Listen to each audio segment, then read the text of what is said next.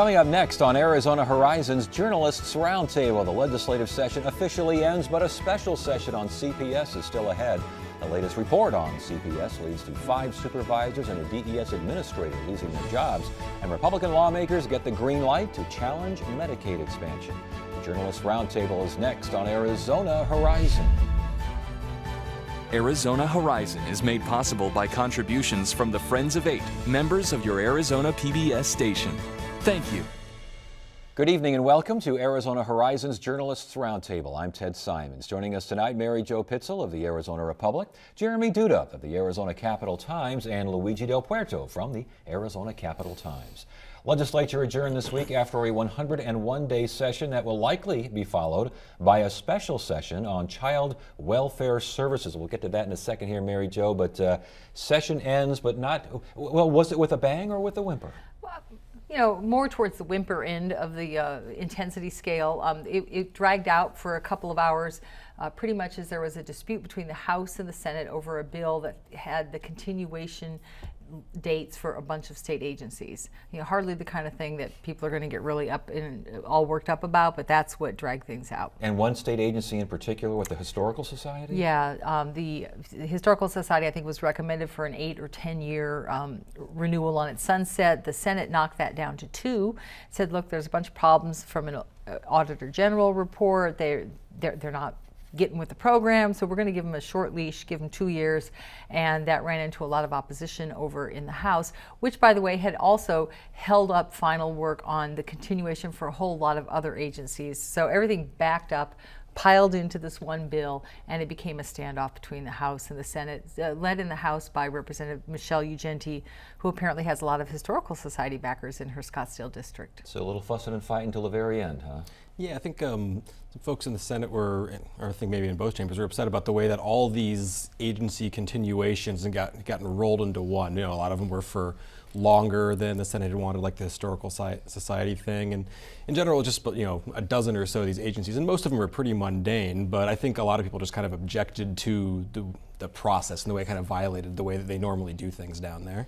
I have yet to see the legislature, maybe once, I've seen it once actually sunset an agency. This is a year, this is something that they fight over every single year.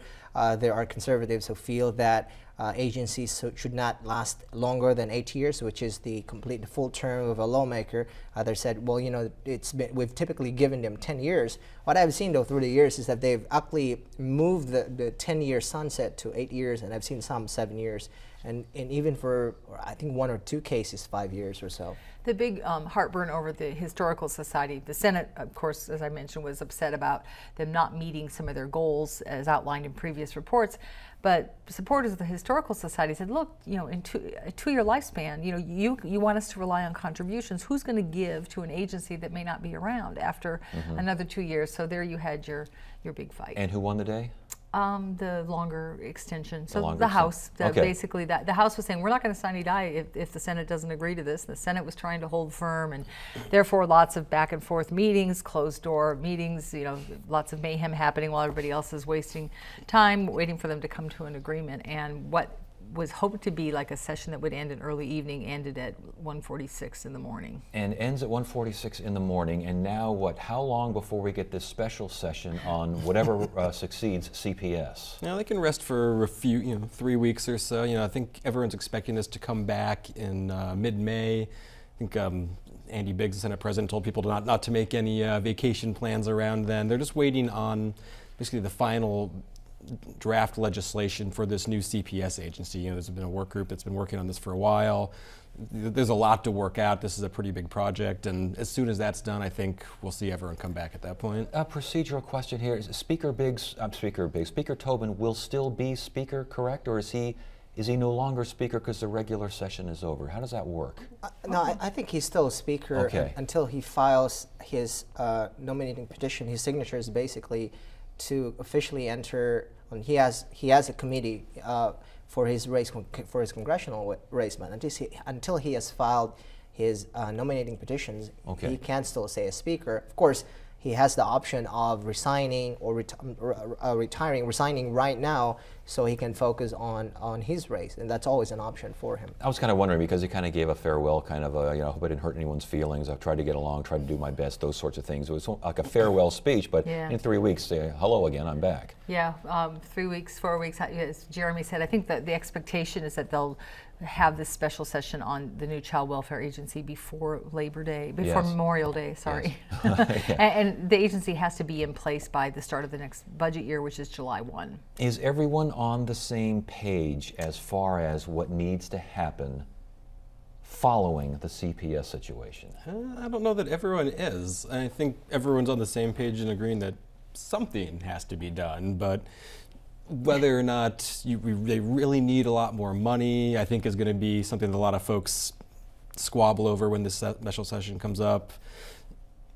Yeah, I think that'll probably be the biggest point of objection there. I think, yeah, the funding, and then also the question of should the new legislation be a sort of a sweeping framework without a lot of detail, or do you need a very detailed plan for how this agency should go forward? And I think there's some opposing camps on that work group, and they are working to get a consensus. They want to come out with a report that everybody on the work group can agree to. But whether you do a broad framework, you do a detailed plan, there's a lot of ground to make up between those I mean, two. they are creating a new agency, and it's going to be a very big agency. It's the successor to CPS. So I think one of the problems is they're trying to figure out a way to settle on a mission for the agency. I mean, what exactly is it going to do? I mean, there are two poles, as you've seen over the last few decades when we deal with child welfare. One is to get kids out of the family, break them apart, and put them in the child welfare system. The other route, if you will, is to try and do all these programs to keep the family together. I think they have to settle that. I think we'll see some of those debates as to whether we actually give, for example, the child welfare investigators police powers, perhaps. I mean, that's come up, and we'll probably see some of those being debated, being discussed again in the special session. Yeah, and one of the big points, is that about 80 to 85% of the cases that are reported to CPS are neglect cases. So there's a question of how much police, how much criminal intent is there, and how much do you really need a police power, as opposed to some supportive services that will help people overcome their problems and keep the families intact and the kids out Right. of harm's way. And then you got to remember, there's also, I think, a backlog of 12,000 cases Now. at this point, Yeah. and that's actually gotten bigger over the last few months. So it's a question of how are you going to hire new people? How much more ability are you going to give this new agency to cut down on this long-running backlog? And I want to get to this DPS report on Yeah. CPS here in just a second. I want to get back to this. Before we get there, though, Governor vetoes, number of late vetoes here, number of late signings. Overall, throughout the session, more vetoes than expected, or about usual, about standard issue? Probably about standard issue. I mean, I think her record's like 32 or 29. I don't know if she's going to get to there in her last year, but she's vetoed everything fun, everything interesting. 4 gun bills, I think has been surprising, or maybe not so much after the last few years. Her first couple of years in office, she signed a lot of pro-gun legislation, and since then, she's vetoed a lot of it. It's a good time to be a Mexican gray wolf in Arizona. She vetoed a couple of bills that would have allowed for the killing of Mexican gray wolves. She vetoed a bill that was very contentious, especially in the last couple of weeks, on these ride-sharing services, Uber and Lyft. And What was that all about?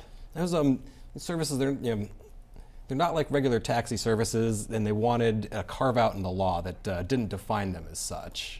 And the taxi operators, of course, had a big objection to this. And this is touted as a very new, innovative service. And but one of the big complaints was they're not insured in the same way. They don't have the same regulations like drug testing for the drivers. And those are the things that ultimately led Governor Brewer to veto that. It was a kind of idea where they wanted to be classified maybe as limos, so everyone could booze it up there in the back of the trolley or whatever it was. And the governor basically said public safety issues right, heard. That's actually Yeah. a different. That's actually a That's different. the That's a little different cart. one. That's a Oh my different goodness, one. I'm on a different track. Yeah, that's a different bill. What are those little vehicles called Yeah, that you party pedal bikes or around? something. Pedicabs, yes. Yeah. Party yeah, bikes. yeah. Basically, you have one guy in the middle, sort of, driving, and then the rest of them get to pedal while Okay. they're drinking booze. And and the governor said, well, I don't really think it's a good idea for these guys to be, on this vehicle and then drinking in public. And so the governor vetoed that also. But the Uber Lyft bill deals with those companies' ability to operate in Arizona. So basically, the idea, the innovation is that it's drivers like you and I, we could sign up with them, they could contract with us essentially, Okay. and then we could, instead of calling a taxi or whatever, there's an application on your phone that you can do and get this service. You can ride share with them, That's it. and it's Okay. much smaller fee than a taxi cab. But the governor said, well, you're going to be ferrying Arizonans, and so you have to have all these regulations that taxis right now are under. For example, drug pre-testing, random testing of drugs, and your insurance have to be at par with what the taxi companies already have right now. So if you own a pedicab and you want to get into ride sharing, you're doubly out of luck then. Yes. Okay, want to get that straight. Yeah, and I should, along with the vetoes, not too much of a surprise, but she vetoed Speaker Tobin's bill that would have put a work requirement on access recipients and put a 5-year lifetime cap Was on that a receiving surprise? benefits. No, it wasn't a surprise. One, because the feds have indicated that these kinds of limitations on Medicaid aren't acceptable, and you need federal approval for this. And it was sort of a poke at the Medicaid expansion legislation that she fought so hard for last year. Yeah, the bill actually would have just required access to submit a waiver request annually to the feds saying, hey, will you let us do this?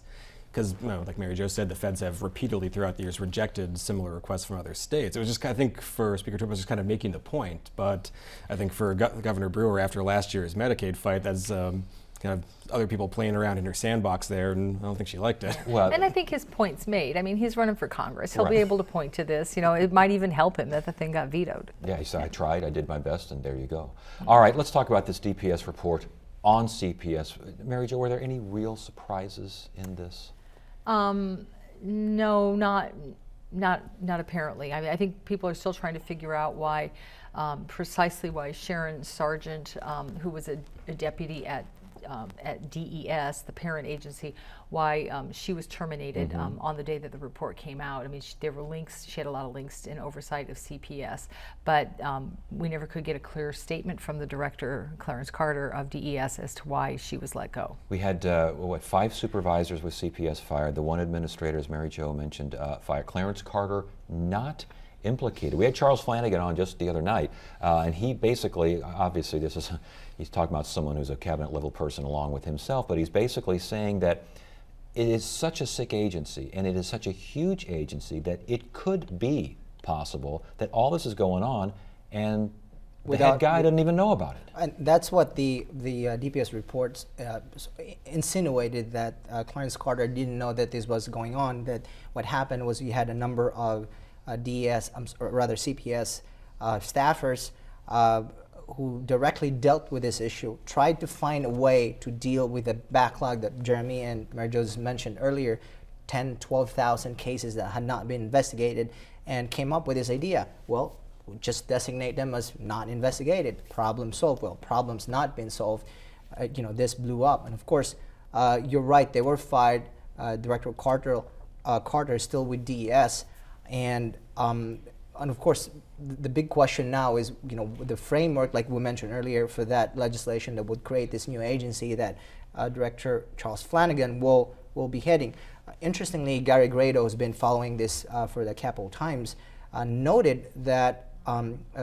McKay, Officer McKay, who actually whose unit found out that this was going on, had essentially gone over Carter's head directly to the governor and said, basically, he became impatient. He had gone to Mr. Carter and said, hey, there's a problem going on. This needs your urgent attention, and couldn't wait very long, and went to the governor and said, this is what's going on. And of course, we found out about the crisis soon after. I think the big question that still swirls around this report, because there really wasn't anything new in the findings, is like, how does the director of DES, Clarence Carter, get off on this? Why is he not implicated? And it appears that they don't have any documentary evidence in email, or emails that were sent to him. There's some testimony that would seem, where some people seem to suggest that he was knowledgeable about this. And I must say that if the agency, the overall agency, is so sick and dysfunctional, doesn't that raise questions about the leadership?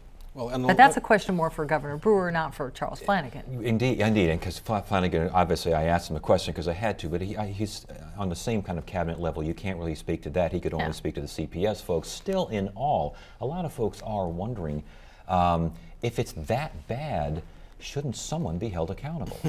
I know there certainly are a lot of people who have for a long time felt like Clarence Carter, whether or not he knew or not, should take the fall for this, and that if he didn't know, that's as much of an indictment almost as if he did. The problem is, and you hear a lot of people who've dealt with the DES system for a long time, is that people say DES isn't really run by the director. It's run by a cabal of deputy directors, and especially when you're dealing with CPS, which is such this complicated, constant trouble spot that it's hard for the director overseeing this giant, unwieldy agency to really know what's going on all the time, which I think is kind of one of the biggest reasons why they're separating this off into a separate agency in the first place. What really struck me about the report, though, is the fact that those CPS staff or supervisor who had come up with this idea of not investigated complaints resorted to it because they were facing a huge backlog.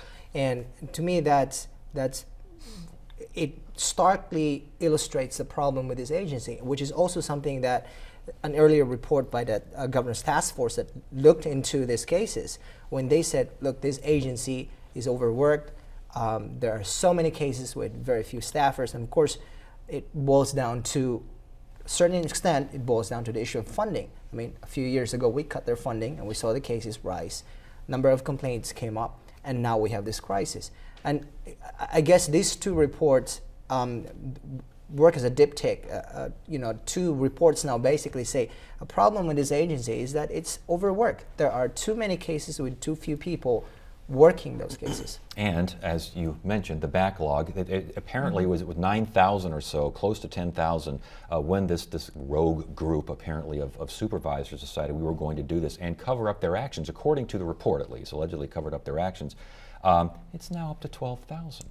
I think when the whole not investigated process began, it started in 2009 and ran for a period of time, and they had about 9,900 cases that had not been assigned to anybody. So it wasn't even a backlog. A backlog is when you've taken a look at a case and you just haven't finished the work on it. These were things that hadn't even been assigned. So you had like two different piles, and they just kept growing in magnitude, which begs all these questions about what's going on in Arizona. Why do we have so many reports of child abuse and neglect coming in to begin with? I know the work group is wrestling with how will those things be defined and handled going forward, but if you got to get rid of what's on the books now, and you can't do it by putting an NI on it, we know that. So it seems like it's going to take some money, and that's why the Children's Action Alliance has been pushing for money for child care subsidy, because they're saying, look, if you look at those uninvestigated cases, those were cases of neglect, and they presume that these are parents who wanted to go to work, are forced to go to work, but are compelled to leave their children to, maybe just a relative or maybe to nobody, and that's why you have all these cases. And Representative Brophy McGee, who is part of this working group that's now coming up with this new legislation, had fought for, I think, $10 million in funding for child subsidy, and she lost that fight there. But you told me a few days ago that issue of funding is going to come up again during this special session. That could be a biggie in the special session, huh? Oh, definitely. Always. Okay, we'll get to the special session as soon as it hits the ground running, and I'm sure it will here. We got to keep moving as far as this week's activity is concerned, and let's talk about this Medicaid challenge now that the lawmakers had tried to, they attempted this thing, and there was some curiosities as far as the court is concerned. They appeal it, and now the appeals court says, go ahead, you've got standing. Standing meaning you are affected by the Medicaid expansion vote. Talk to us about this. Yeah, it means they have the right to sue over this, and the trial court said these 36 Republican lawmakers who voted against Medicaid expansion, they didn't have the right. The trial court judge basically ruled that they're suing over a loss of political power, and that's not enough to grant standing. The Court of Appeals said, well, if this required a 2/3 vote, as you guys are alleging, then you guys did suffer an injury because your vote didn't count for as much as it should. And they also rejected this trial court ruling that the governor's attorneys had pushed, which is that, well, the legislature gets to decide whether or not this is subject to Prop 108, whether or not it needs a 2/3 vote. But they can decide that with a simple majority. Yeah, I've always been curious about that idea that you need 2/3 of a vote unless we've decided you don't need it. That's what the trial court judge said, that it's up to the legislature to decide whether something needs that trigger, that Prop 108 mechanism that would then require a supermajority vote. And of course, the question now, Governor Brewer, by the way, said that she will appeal this to the Supreme Court, so let's see what the Supreme Court has to say. But this gives an opening to Medicaid opponents, gives them something to hold on. I mean, they've been losing this issue for quite some time. But I wanted to clarify what the trial court said. Yes, the legislature can decide what's subject to a supermajority vote and what isn't. But the appeals court said, it's the courts that make that decision. Yeah. That's part of the reason that they're kicking this thing back down to the trial court, so the 36 lawmakers can make their arguments. And so now comes Brewer saying, I'm going to go to the Supreme Court, sort of shortcut this whole process and get this wrapped up. So we've got some different time clocks ticking here. So does that mean from now on, if you got the appeals court making this ruling and having this opinion, is it the definition of an assessment and the definition of a tax? Is that what's going to be the bottom line here? Well, right now, the issue before the appeals court is whether those lawmakers that had sued had standing. They didn't go into the merits of the case yet, so they didn't even have a chance to go into more detail into whether. Right. But that's what they will argue when they Yeah. get Right. back before Judge What's Cooper. a fee and what's a tax? Yeah, And what does it? Yeah, and if this hospital assessment that was approved last year to pay for the state's match on Medicaid expansion, if indeed that's a fee or a tax, or there's a couple other terms that you can use, then that needs a 2/3 vote. And at least last June, they didn't have a 2/3 No. vote. Yeah, the governor's office argued, well, this is an assessment, not a tax. It's set by the access director, not by the legislature, which means it's okay. The legislators who opposed said, well, you can't. It's still a tax. Doesn't matter what you call it. You can't just change the name. And there's a couple of conflicting parts of Prop 108 that I think that this will hinge on if the Supreme Court allows them to have standing, because I think the governor's office has always kind of relied on a provision that says, well, this doesn't affect fees and assessments authorized by statute, but with no amount and that are set by a director. Another provision says it does affect the imposition of any new state fee or assessment or the authorization of any new administratively set fee, which seems like it very well may cover this. So we're going in two different directions here just by way of the proposition itself. Yeah. All right, we'll keep an eye on that one. Hey, before we go, what is going on with Senator Yee and the concept of a recall vote? And this is dealing with the medical marijuana research project at the U of A. Right, so there was legislation this year that would authorize basically state funding for this research that the University of Arizona had gotten permission from the feds to do, which is research on the effects of marijuana on a whole host of things, including, for example, PTSD. There's a group that has been wanting essentially the legalization of marijuana for recreational use. Right now, they are fighting for that funding for the U of A. And when Senator Yee refused to hear that legislation in her committee, they filed this recall. And of course, when you're being labeled as anti-veteran and what have you, it doesn't really look good in your resume. Short answer is that Kim Yee's attorney tried to negotiate and did negotiate some sort of a settlement with the leader of the group that is spearheading this recall. And then the supposed agreement is that they're going to revisit this issue next year, and Senator Yee would be supportive of it. But of course, now what happened was that the group said, well, our leader did it on his own, and he's out. Yeah, so he's out, the recall's back. Forget this idea of revisiting. We want this now. And then just today, an opponent emerged for Senator Yee in her GOP primaries. So an Army veteran named Justin Henry intends to run in that office. So she's sort of got it coming from a lot of different directions. And that's a busy primary anyway, isn't it? It is, well, it is in the House, not so much over in the Senate. Okay. But this recall, it needs I think 18,000 signatures. Was extremely difficult to do in a few months. the deadline for getting them is August, and by that point, it would be absurd to even have a recall because you have a regular election. But the point is to kind of get this on record and get this in the press and get this idea before people that you can say that her opponents can claim Kimberly is anti-veteran, and now, surprise, surprise, And she late has a August, veteran you running have a against her. primary election. Yeah, there you go. Against a veteran. All right, great stuff, good information. Thank you so much for joining us. We appreciate it. Sure. Monday on Arizona Horizon, we'll see how the drought's impact on California agriculture could actually benefit Arizona produce, and we'll look at the latest in vehicle communication and collision avoidance systems and what it means to your privacy. It's Monday on Arizona Horizon. Tuesday, learn how artists are customizing planters to attract visitors to art galleries. Wednesday, meet the man behind an innovative spray that pollinates plants. Thursday, local musician Roger Klein talks about his music and his career. And Friday, it's another edition of the Journalists Roundtable. That is it for now. I'm Ted Simons. Thank you so much for joining us. You have a great weekend.